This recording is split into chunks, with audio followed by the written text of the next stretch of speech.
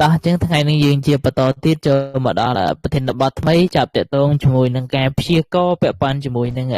ឆ្នាំក្រោយខាងមុខទៀតចឹងនៅក្នុងវីដេអូនេះលម្អិតជាបន្តទៀតចាប់តាក់ទងជាមួយនឹង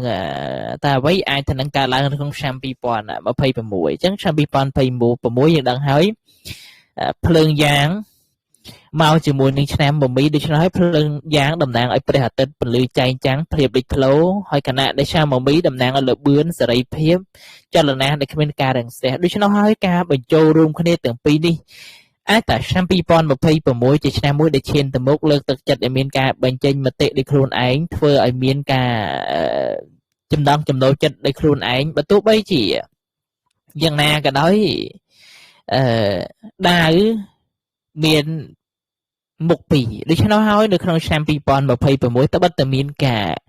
លបឿនលឿនដូចគ្នាក៏ពិតមែនកំណើននៃសេដ្ឋកិច្ចឬក៏រឿងរ៉ាវអីនៅក្នុងជីវិតក៏ប៉ុន្តែទិសដៅនិងសកម្មភាពនិងមូលដ្ឋានគ្រឹះជារឿងសំខាន់បំផុតដូច្នោះហើយនៅក្នុងឆ្នាំ2026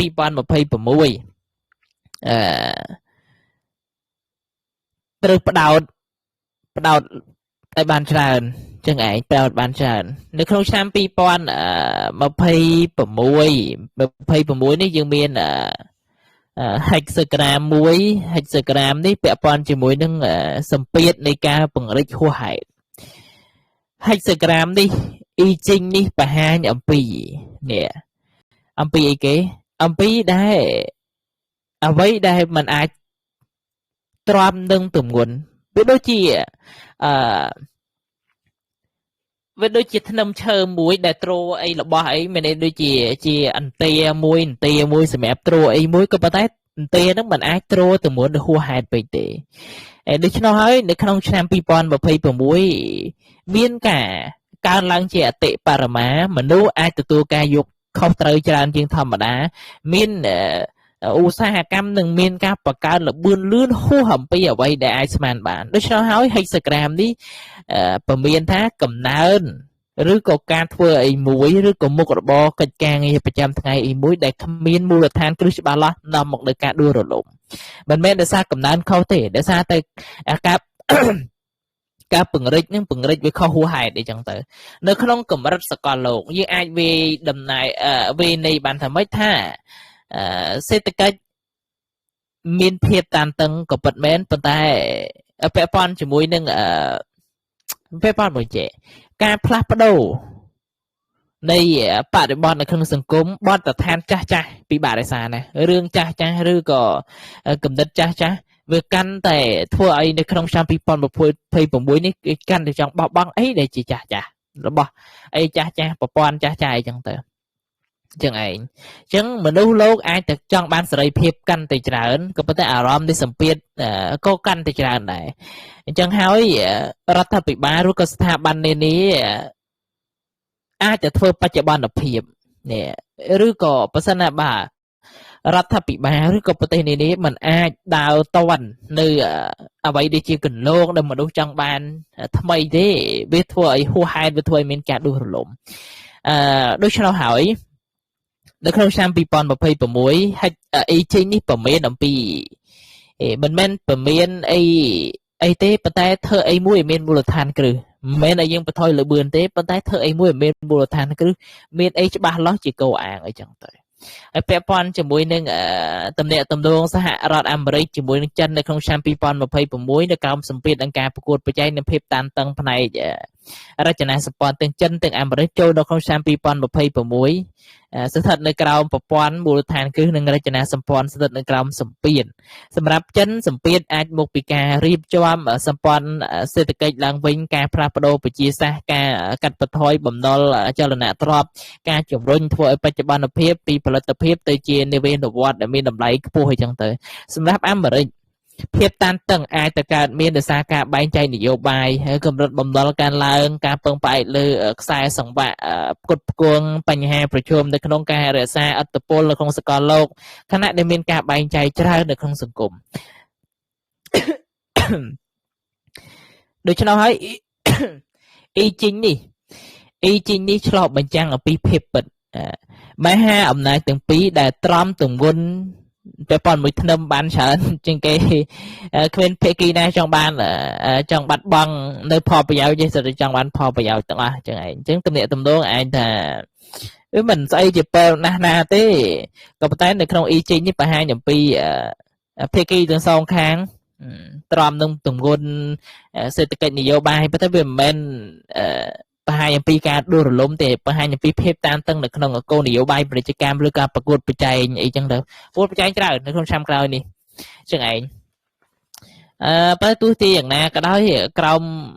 ការប្រកួតប្រជែងក៏ភាគីទាំងពីរនោះក៏ពឹងផ្អែកគ្នាទៅវិញទៅមកដែរមិនអាចកាច់ផ្ដាច់បានទេចឹងទៅចឹងឯងចឹងនៅក្នុងនេះជាតារាងថ្ងៃខែឆ្នាំចូលនៅក្នុងឆ្នាំថ្មីចូលដល់ឆ្នាំថ្មីជាងយើងវិភាគយើងចូលនៅក្នុងម៉ោង 4 ព្រឹកថ្ងៃទី 4 ខែ 2 ឆ្នាំ 2026 វេលាម៉ោង 4 នាទីព្រឹកនេះជាពេលវេលាមួយដែលបង្ហាញអំពីរឿងអីដែលនឹងកើតឡើងក្នុងឆ្នាំ 2026យើងមានធាតុឈើនៅក្នុងគោលខែមួយគោលម៉ោងមួយសិទ្ធិខាតំណាងឲ្យការពង្រីកនាវានុវត្តពាក់ព័ន្ធជាមួយធាតុឈើនេះធាតុឈើខានេះតំណាងឲ្យកម្លាំងដែលជំរុញសកម្មភាពសេដ្ឋកិច្ចឈានទៅមុខបង្កើននៅអាជីវកម្មថ្មីផលិតផលអីចឹងទៅតែទោះជាយ៉ាងណាក៏ដោយនៅក្នុងឆ្នាំមមីទេភ្លើងឈើនេះត្រូវបានភ្លើងស៊ីជាប់ជានិច្ចឆេះជាប់ជានិច្ចមានន័យថាមានន័យថាបំដងប្រាថ្នាសម្រាប់កំណើនកើនអីចឹងទៅវាខ្លាចជារឿងអីមួយផ្សេងអីចឹងទៅចឹងឯងអញ្ចឹងនៅក្នុងឆ្នាំ2026នេះពិភពលោកនៅឃើញការពង្រីកច្រើននៅត្រីមាសដំបងយើងនឹងឃើញការសេដ្ឋកិច្ចមួយទៅដើរល្អណាស់ក៏ប៉ុន្តែមានធាតុទឹកនៅក្នុងតារាងថ្ងៃខែឆ្នាំដែលយើងមើលឃើញមានធាតុទឹកមួយទេធាតុទឹកនេះតំណាងឲ្យការលំហូរសាច់ប្រាក់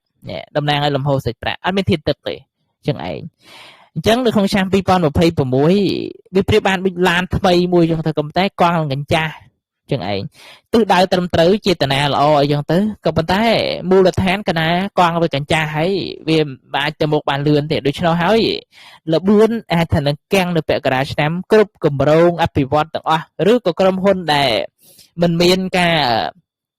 មូលដ្ឋានគ្រឹះច្បាស់លាស់ចេះតែពង្រីកហួសហេតុអីចឹងទៅវាធ្វើឲ្យមានគេកាំងទីផ្សារនៅចំពាក់កណ្ដាលឆ្នាំអីចឹងទៅចឹងឯងចឹងកម្លាំងសេដ្ឋកិច្ចពិតប្រាកដនៅក្នុងឆ្នាំ2026មិនអាស្រ័យលើកម្លាំងល្បឿនការចាប់ផ្ដើមទេវាអាស្រ័យថាយើងមានមូលដ្ឋានអត់មានហិរញ្ញប្បទានអត់វាពាក់ព័ន្ធជាមួយនឹងខ្សែសង្វាក់ការផ្គត់ផ្គង់អីចឹងទៅចឹងឯងចឹងបើគ្មានការពង្រីកដែលមានការមូលដ្ឋាននេះវាបញ្ជាប់ទៅដោយសម្លេងស្វិតស្រពោនអីចឹងទៅចឹងឯងសម្រាប់ធាតុភ្លើងតំណាងឲ្យទ្រព្យសម្បត្តិស្ដុកសារពើភ័ណ្ឌជាមួយធាតុភ្លើងខ្លាំងច្រើនចូលនៅក្នុងឆ្នាំ2026វាកើនមានការផលិតផលច្រើនហួសហេតុនេះផលិតផលច្រើនហួសហេតុការស្ដុកច្រើនហួសហេតុនេះអាជីវកម្មអាចប្រឈមមុខទៅនឹងការស្ដុករស់ហួសហេតុអារបស់ឆ្នាំទៅមិនតាន់លក់អស់ផងឆ្នាំថ្មីក៏ច្រើនទៀតអីចឹងទៅចឹងឯងដោយសារតែមើលឃើញវាល្អអញ្ចឹងទៅចឹងឯងចឹងផលិតក្រុមហ៊ុនអាចទៅផលិតបរិមាណដើម្បីប្រកួតប្រជែងទៅតម្លៃកាន់តែចុះថោកជាងមុននេះហានិភ័យប៉ះពាល់ធ្វើឲ្យប៉ះពាល់ដល់ស្តង់ដារនឹងម៉ាកយីហោមានការខ្សោយធ្លាក់ចុះនៃពាក់ព័ន្ធជាមួយនឹងគុណភាពចឹងទៅហើយតម្រូវការវាមិនស្របជាមួយផលិតកម្មអ្នកប្រើប្រាស់ខ្លាចជាមានជំរឿសចឹងការប្រើប្រាស់លុយកាក់នៅក្នុងចាយវាធ្វើឲ្យមានកម្រិតជាងមុនដូច្នោះហើយដោយសារតែអត់មានធាតុទឹកនៅក្នុងតារាងថ្ងៃខែឆ្នាំចូលក្នុងឆ្នាំថ្មីសោះវាលំហូរសាច់ប្រាក់នៅមិនប្រកបពជាថាអាចលំហូរសាច់ប្រាក់នេះអាចថាល្អអីចឹងទៅវាមិនឃើញជាវិជ្ជមានទេចឹងឯងវាមានតែមានការប្រកួតប្រជែងដូច្នោះហើយដោយសារតែយើងមានធាតុដីមួយដីយីនតំណាងឲ្យការលក់ការចែកចាយសកម្មភាពទីផ្សារដោយសារតែមានធាតុភ្លើងមកជួយឲ្យដីកាន់តែចម្រុងចម្រើនដូច្នោះហើយការលក់អាចថាមានការប្រសើរឡើងខណៈពេលអាជីវកម្មឲ្យមានការកាត់បន្ថយតម្លៃអីចឹងទៅដើម្បីសម្អាតរបស់ស្តុកចាស់អីចឹងទៅដើម្បីបង្កើនលំហូរសាច់ប្រាក់សម្រាប់តម្រូវការអ្នកប្រើប្រាស់ថ្មីប៉ុន្តែទោះជាយ៉ាងណាក៏ដោយសារតែអត់មានធាតុទឹកដីនឹងទៅជារឹងស្ងួតមានន័យថាម៉េចការលក់អាចទាំងបន្ថយចាប់គាំងខ្លាចជាពិបាកអីចឹងទៅចឹងឯងការចាប់ផ្ដើមឡើងដំបូងល្អប៉ុន្តែបដូរទៅចាប់គាំងទីផ្សារនៅពាក់កណ្ដាលឆ្នាំ ចឹងនៅក្នុងកម្រិតសកលសកម្មភាពទាំងនេះអាចប៉ះពាល់ដល់លំហូរនាំចេញនាំចូលចឹងទៅប្រទេសដែលនាំចេញអាចទទួលបានផលប្រយោជន៍ដំបូងពីការលក់បរិមាណច្រើននៅក្នុងតម្លៃប្រកួតប្រជែងប្រទេសតម្រូវការមិនស្របនឹងបរិមាណផលិតកម្មដូច្នោះហើយការកើនឡើងច្រើនពេកនឹងតម្លៃអាចจะមានការជួបសម្ពាធចុះក្រោមអញ្ចឹងទៅចឹងឯងចឹងអ្នកនាំចូលសម្រាប់ប្រទេសដែលអ្នកនាំចូលអាចจะមានការស្ទាក់ស្ទើរនៅក្នុងការបញ្ជាទិញការរក្សាកម្រិតស្តុកខ្ពស់អញ្ចឹងទៅមានការគិតគូរបានច្រើនអញ្ចឹងមិនស្របគ្នានៅក្នុងការរកទីផ្សារហើយមួយទៀតធាតុឈើខ្សោយដោយសារតែយើងដឹងហើយភ្លើងស៊ីឈើអស់ទៅឈើនេះតំណាងឲ្យការបណ្ដាញចែកចាយសម្រួលប្រតិបត្តិការអញ្ចឹងទៅអញ្ចឹងពេលប៉ុនជាមួយធាតុឈើខ្សោយការដឹកជញ្ជូនអាចមានបញ្ហាអ្នកការដឹកជញ្ជូនអាចតែមានការពន្យាពេលអីចឹងទៅការដឹកជញ្ជូនរបស់របរអ៊ីវ៉ាន់អាចមានមិនប្រសិទ្ធភាពខូចដល់តម្លៃនៃសាច់ប្រាក់អញ្ចឹងមានបញ្ហាច្រើនពេលប៉ុនជាមួយក្រុមហ៊ុនដឹកជញ្ជូនទូទាំងពិភពលោកចាំមើលក្នុងឆ្នាំ2026ចឹងឯងចឹងជាលទ្ធផលដើមឆ្នាំល្អពាក់កណ្ដាលឆ្នាំអាចមានបញ្ហាជាមួយនឹងទំនិញច្រើនពេកចឹងឯងចឹងសារៈសំខាន់នៅក្នុងឆ្នាំ2021យុទ្ធសាស្ត្រគឺលើផ្ដោតលើស្ថិរភាពលបឿននៃសមស្របមិនមែនជាការផ្ទុះនៅក្នុងបរិមាណខ្លីនៅក្នុងតែមួយរយៈអីមួយទៀតយើងមានធាតុមាសដែរធាតុមាសតំណាងឲ្យប្រាក់ចំណេញតំណាងឲ្យប្រសិទ្ធភាពនៃហិរញ្ញវត្ថុអីចឹងទៅហើយមាសនេះក៏ផលិតទឹកចឹងឯងនៅក្នុងឆ្នាំ2026មានវត្តមានមាសប៉ុន្តែដោយសារតែភ្លើងច្រើនពេកភ្លើងនេះមកស៊ីមាសបង្កើតនៅសកម្មភាពប្រាក់ចំណេញមានតែក្នុងទ្រឹស្ដីប៉ុន្តែអនុវត្តពិតពិបាកនៅក្នុងការរក្សាអាជីវកម្មអាចទៅឃើញមានចំណូលក៏ប៉ុន្តែការចំណាយអាចតែមានការចំណាយច្រើនក្រុមហ៊ុនឬក៏អមុខរបរមានការចំណាយនៅក្នុងទីផ្សារតម្រូវការបុគ្គលិកអតិផរណាអីច្រើនអញ្ចឹងទៅនាំមកនៅប្រាក់ចំណេញស្ដើងនិងប្រាក់ចំណេញតឹងតែងច្រើនសម្រាប់បុគ្គល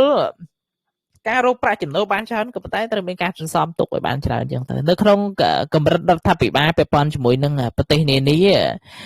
ធាតុមាសចុះខ្សោយដូច្នោះហើយមានន័យថាក្របខ័ណ្ឌបទបញ្ជាឬគោលនយោបាយពន្ធឬការត្រួតពិនិត្យហិរញ្ញវត្ថុអាចតឹងតែងដើម្បីសម្រួលឲ្យមានការរំហូររូបិយប័ណ្ណវត្ថុ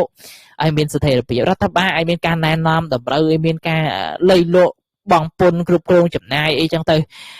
ចឹងឯងចឹងប្រទេសទូទៅយ៉ាងណាក៏ដោយធាតុភ្លើងវាមកច្រើនអារម្មណ៍សាធារណៈពាក់ព័ន្ធជាមួយនឹងអារម្មណ៍សាធារណៈនឹងពុះកញ្ជ្រោលប្រឆាំងជាមួយនឹងការនយោបាយតានតឹងអីចឹងទៅចឹងឯងចឹងនៅក្នុងស្ថានភាពកម្រិតសកលលោកធាតុមាសនេះប្រៀបបានដូចជាមួយផ្លាទីនដូចជាលោហៈធាតុវត្តមានធាតុមាសនៅក្នុងដំណាក់កាលនេះបង្ហាញអំពីភាពមិនច្បាស់លាស់លើសាច់ប្រាក់អីចឹងទៅវាអាចជាសម្ពាធលើតម្លៃមុខទំនិញប៉ុន្តែដោយសារតែលោហៈត្រូវបានមាសពិឃាតដូច្នោះហើយគោលនយោបាយនានាត្រូវបានណែនាំដើម្បីការពារនៃការដំឡើងហួសហ្នឹងអាចថាមិនជាអីល្អអីណាទេចឹងឯងចឹងនៅក្នុងសរុបមកនៅក្នុងឆ្នាំ2021ការផ្លាស់ប្ដូរការបំលាស់ទីរបស់សាច់ប្រាក់អាចថាมันពិបាករសារចឹងឯងចឹងតម្លៃកើនឡើងប៉ុន្តែគោលនយោបាយការពារអីចឹងទៅជាហោហែឲ្យសាច់ប្រាក់តែមានតឹងលំហូរសាច់ប្រាក់នឹងមិនជាហូរឯណាទេចឹងឯងចឹងហើយធាតុទឹកអត់មានទេដែលយើងមើលឃើញដោយសារទឹកខ្សោយធាតុទឹកដូច្នោះហើយសាច់ប្រាក់ដែលមានវត្តមានមិនស្ថិរភាពមានន័យថាប្រាក់ដែលចរាចរណ៍មិនជាប់លាប់មិនអាចទុកចិត្តបានទីផ្សារខ្លះអាចជួបការកើនឡើងភ្លាមនៃការវិនិយោគខណៈដែលទីផ្សារផ្សេងទៀតអាចតែមានការជាប់គាំងអីចឹងទៅចឹងឯងចឹងដោយសារតែវាអត់មានធាតុទឹកអាចតែមានចូលចិត្តធ្វើអីខ្លីៗធ្វើអីជឿអីមកប៉ុចមុខរបរអីចឹងទៅចូលចិត្តធ្វើអីបឆាហើយលើសពីនេះទៅទៀតជាមួយធាតុទឹកខួតអស់ចេញអំពីថ្ងៃខែឆ្នាំដែលយើងបានឃើញនេះសកម្មភាពហិរញ្ញវត្ថុអាចមានការលាក់កំបាំងចលនាសាច់ប្រាក់មិនច្បាស់លាស់ខ្លះជាពិបាកលាក់កំបាំងហើយមួយទៀតរដ្ឋាភិបាលអាចបង្កើនការខិតខំទៅក្នុងការកំណត់អត្តសញ្ញាណពាក់ព័ន្ធជាមួយនឹងលុយខុសច្បាប់អីចឹងទៅពាក់ព័ន្ធជាមួយរឿងនឹងច្រើនធ្វើឲ្យសេដ្ឋកិច្ចក្នុងស្រុកមានរឿងរ៉ាវមួយចំនួនសរុបមក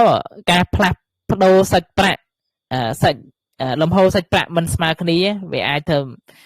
នេះម្ដុំនោះម្ដុំអីចឹងទៅមុខរបរខ្លះឡើងមុខរបរខ្លះចុះអីចឹងទៅពាក់ព័ន្ធជាមួយនឹងអ្នកទិញអ្នកប្រើប្រាស់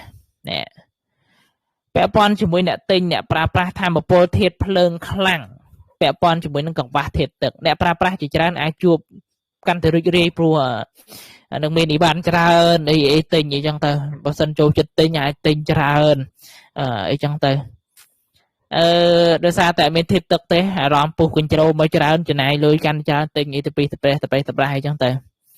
ចឹងឯងចឹងជំរុញឲ្យមនុស្សទិញកាន់តែច្រើនមានការបញ្ចុះតម្លៃអីចឹងទៅអញធ្វើមិនបងមលួសទៅមិនឲ្យឯងទិញចឹងឯងចឹងអ្នកប្រើប្រាស់អ្នកទិញមួយចំនួនគួរសម្រេចចិត្តមុននឹងទិញអីមួយច្បាស់ឡងក្នុងឆ្នាំ2026គួរតែផ្ដល់អាទិភាពក៏ដល់ការសន្សំទុកសាច់ប្រាក់អីចឹងទៅចឹងឯងចឹងជាជាងទិញដោយសារតែតាមអារម្មណ៍អីចឹងទៅចឹងសម្រាប់អាជីវកម្មសម្រាប់អ្នករកស៊ីសម្រាប់អ្នករកស៊ីឃើញមានការផ្លាស់ប្ដូរលឿនដើមឆ្នាំអញរកស៊ីបានអីចឹងទៅរកស៊ីបានប៉ុន្តែទោះជាយ៉ាងណាក៏ដោយដោយសារតែធាតុភ្លើងត្រូវបានស៊ីឈើដូច្នោះហើយកំណើនអាចថានឹងជាប់គាំងនៅពាក់កណ្ដាលផ្លូវអញ្ចឹងទៅការស្ដុកលើសការប្រកួតប្រជែងមានតម្លៃខ្លាំងចំណាយអីកាន់តែច្រើនប្រាក់ចំណូលស្ដើងវាជាហានិភ័យនៅក្នុងសម្រាប់ឧស្សាហកម្មលក់រាយឧស្សាហកម្មផលិតកម្មអញ្ចឹងទៅជោគជ័យនៅក្នុងឆ្នាំនេះអាស្រ័យលើវិន័យនៅក្នុងការលំហូរសាច់ប្រាក់គ្រប់គ្រងការផលិតឲ្យបានល្អគ្រប់គ្រងឲ្យបានការស្ដុកឲ្យបានល្អកុំជាតែស្ដុកអីចឹងទៅចឹងឯងក្នុងឆ្នាំនេះអាចមានកំណើនចប់ឡប់ដោយរឿងទេចឹងឯងតទៅមុខទៀតសម្រាប់អ្នកដែលធ្វើការបុគ្គលិកឬក៏ធ្វើការឲ្យគេនៅក្នុងឆ្នាំ2026ធាតុភ្លើងដល់មនុស្សកម្មភាពការផ្លាស់ប្ដូរខណៈដែលធាតុទឹកអត់មានទេនេះមិនមានន័យថាខ្វះការងារទេក៏ប៉ុន្តែការងារតម្រូវឲ្យមានការធ្វើអីមួយដែលថ្មីកំណត់ឆ្នៃប្រឌិតអីចឹងទៅចឹងឯងចឹងបើទូនីតិការងារយើងបែរលើទម្លាប់ចាស់វិធីសាស្ត្រចាស់អាចប្រឈមមុខទៅនឹងការជំនួសដោយអ្នកផ្សេងចឹងទៅចឹងបុគ្គលិកដែលពឹងលើចំណេះដឹងចាស់ឬក៏អត្តសញ្ញាណពីមុនអាចប្រឈមមុខទៅនឹងមានបញ្ហាចឹងឯងចឹងត្រូវរៀនសូត្របត់បែនទៅតាមស្ថានភាពនៅក្នុងឆ្នាំ2026នេះចឹងឯងចឹងអ្នកដែលធ្វើការគេរៀនសូត្រសម្រាប់ខ្លួនយ៉ាងសកម្មជាមួយនៅក្នុងការផ្លាស់ប្ដូរនៅក្នុងឆ្នាំ2026នេះសម្រាប់ទស្សនៈឧស្សាហកម្មនៅក្នុងឆ្នាំ2026ឆាមមីធាតុភ្លើងនេះបង្កើននៅល្បឿនថាមពលខ្ពស់សកម្មអីចឹងទៅជាហោហែប៉ុន្តែទោះជាយ៉ាងណាក៏ដោយក៏មានភាពតានតឹងដូចគ្នាលើលំហូរសាច់ប្រាក់មិនស្មើគ្នានេះសម្ពាធលើការសង្វាក់ផលិតកម្មអីចឹងទៅចឹងឧស្សាហកម្មដែលជំរុញដោយធាតុភ្លើងអាចមានការរីកចម្រើនឆាប់រហ័សពាក់ព័ន្ធជាមួយនឹងធាតុដីអីចឹងទៅធាតុដីដូចជាអចលនៈទ្រព្យហ្នឹងហើយខណៈពេលដែលអ្នកពឹងលើធាតុទឹកតម្រូវឲ្យមានការអ្នកដែលរកស៊ីពាក់ព័ន្ធមួយធាតុទឹកតម្រូវការឲ្យមានការរៀបចំផែនការបានល្អអញ្ចឹងទៅពាក់ព័ន្ធជាមួយនឹងអ្នកដែលរកស៊ីពាក់ព័ន្ធមួយធាតុឈើកសិកម្មការផ្គត់ផ្គង់ចំណីអាហារអញ្ចឹងទៅការអប់រំសុខភាពធាតុឈើតំណាងឲ្យការអប់រំការបីបាច់រក្សាចំណេះដឹងអាហាររូបធម៌អីចឹងទៅចឹងឯងចឹងដោយសារតែមានធាតុភ្លើងច្រើននៅក្នុងឆ្នាំ2026តម្លៃអាហារអាចមានការប្រែប្រួលតំបន់ខ្លះអាចជួបប្រទះទៅនឹងការរាំងស្ទះភាពផ្គត់ផ្គង់មិនស្មើគ្នាហើយមួយទៀតពាក់ព័ន្ធជាមួយនឹង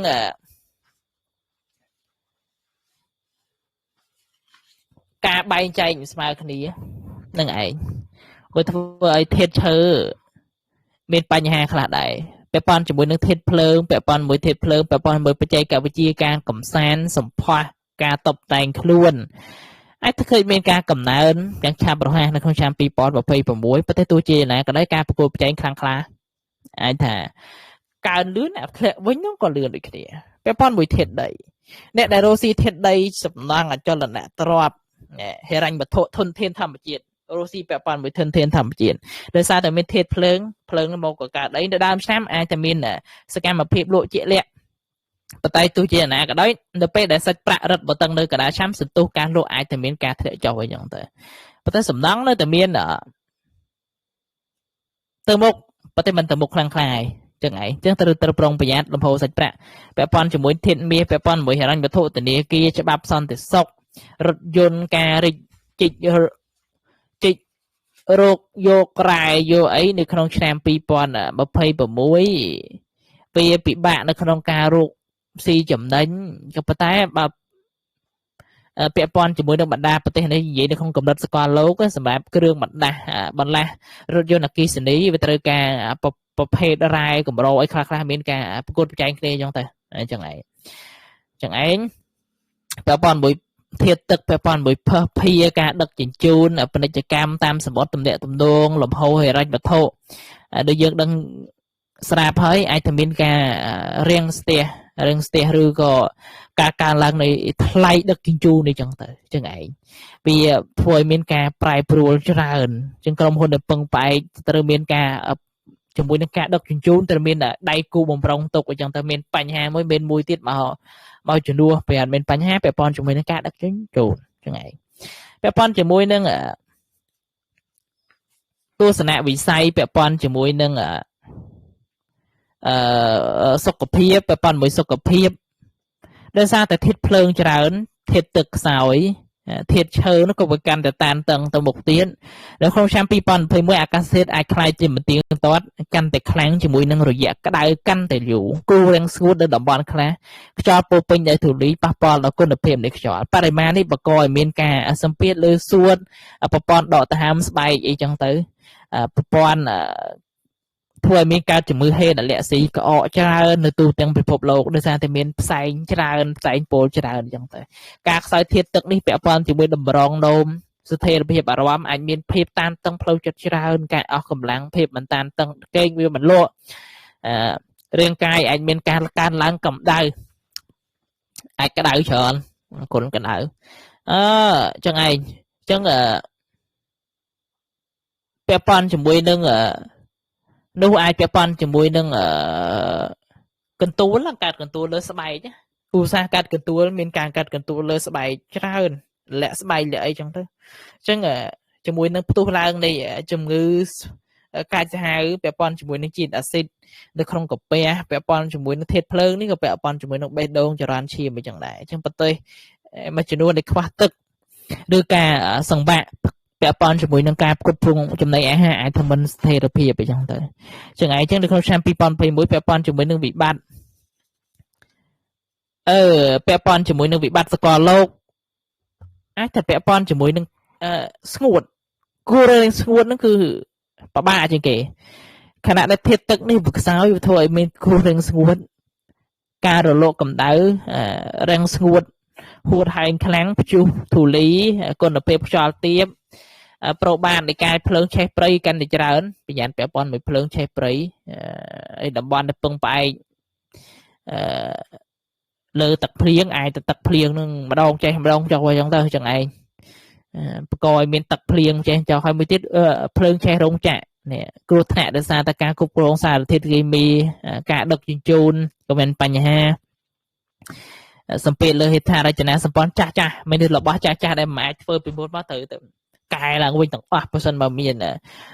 យើងដឹងថាវាមិនអាចទ្រង់ទៅមុខទៀតត្រូវមានការប្រុងប្រយ័ត្នចឹងឯងមួយទៀតនៅក្នុងឆ្នាំ2026គ្រោះថ្នាក់ជាសាធារណៈដោយសារតែការបញ្ញាគ្រោះថ្នាក់អាសាបញ្ញាចឹងទៅកំហុសអំពីការបើកបរសម្ពាធការងារការឡើងចឹងទៅចឹងឯងមួយទៀតការកើនឡើងនៃឧក្រិដ្ឋកម្មជាពិសេសចោរកម្មការបោកប្រាស់អីចឹងទៅអាចจะមានការទ្រង់ទ្រាយធំមែនតើអញ្ចឹងទៅចឹងឯងអញ្ចឹងសូមចាប់ប៉ុណ្ណឹងសិនជួបគ្នានៅវីដេអូក្រោយទៀត